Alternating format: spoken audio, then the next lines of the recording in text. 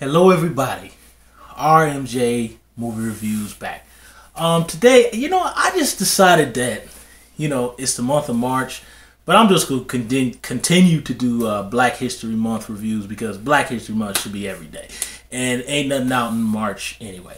So I decided to review, debatable whether this is a classic or not, but it has a cult following, Action Jackson from 1988, starring Carl Weathers, Craig T. Nelson, Robert Davi, Edo Ross, Bill Duke, Vanity, and an up-and-coming Sharon Stone. I had originally seen Action Jackson when it first aired on television.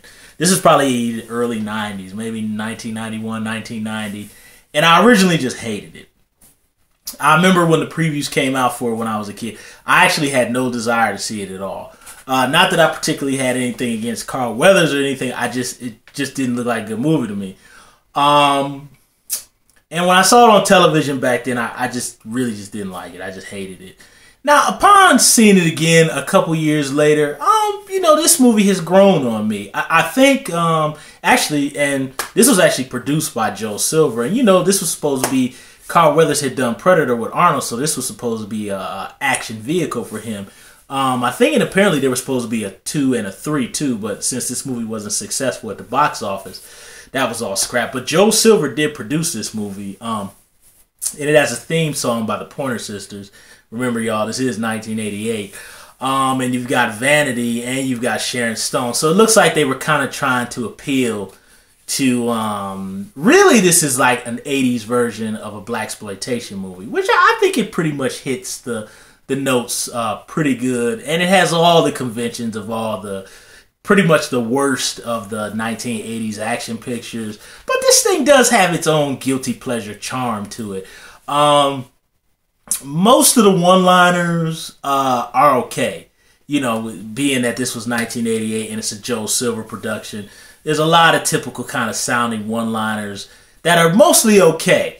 Then there's some that are just don't hit as good. Like, I think the one where Bill Duke says, "Jackson, you ripped off his son's arm," and then Carl Weathers goes, "He had a spare," and terrible, terrible, terrible.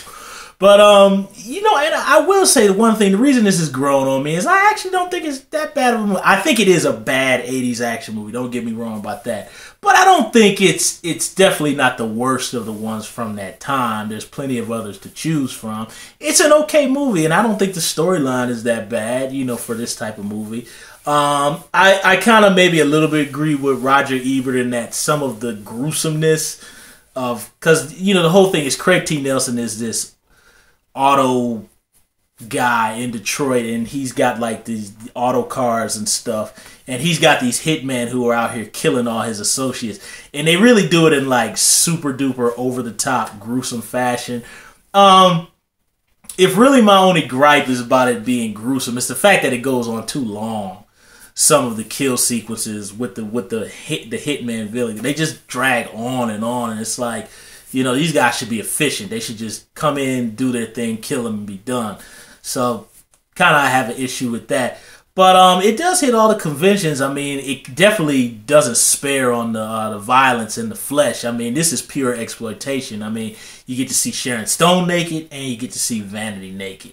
So, you get a 2 for 2 for, both sides of the audience. Craig T. Nelson, who, again, like I said in my Poltergeist interview, Craig T. Nelson can be very sinister. And he plays a pretty by-the-numbers sinister villain here. He does it with glee and with a wink. Very good. Carl Weathers is a strong presence in the movie. Bill Duke is good as always. Robert Davi and Sonny Landham have kind of minor roles. I was kind of disappointed. They aren't really that good in the movie. But overall, this has like all the Joe Silver players, all these guys who play the villains. You've seen them in hundreds of big budget action pictures and small budget action pictures. Action Jackson delivers. The action sequences are actually very well done, And they do have the typical cuts of the time during the fight scenes, the triple cuts within the fights, which I love. I wish Action Pictures would kind of start doing that again, but when I make mine, I guess I'll just have to do it again. But I like Action Jackson. It's not necessarily action-packed all the way through, but I think it delivers on cheeseball 80s action. Again, enough TNA. You get the Pointer Sisters music, you get the good fight scenes, and you get the score by Michael Kamen, who did all the Lethals, The Last Boy Scout, and you can hear those musical cues throughout the picture. If there's really one particular, there's maybe about 2 action sequences.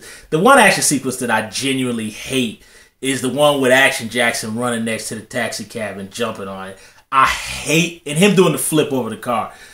That's even bad for its time. I really, really, really hate that scene. That's the one that I just can. That was one of the things that made me dislike it when I was a kid. But aside from that stupid gag and the one-liner, how do you like your ribs? Just aside from those 2 gags, it's most.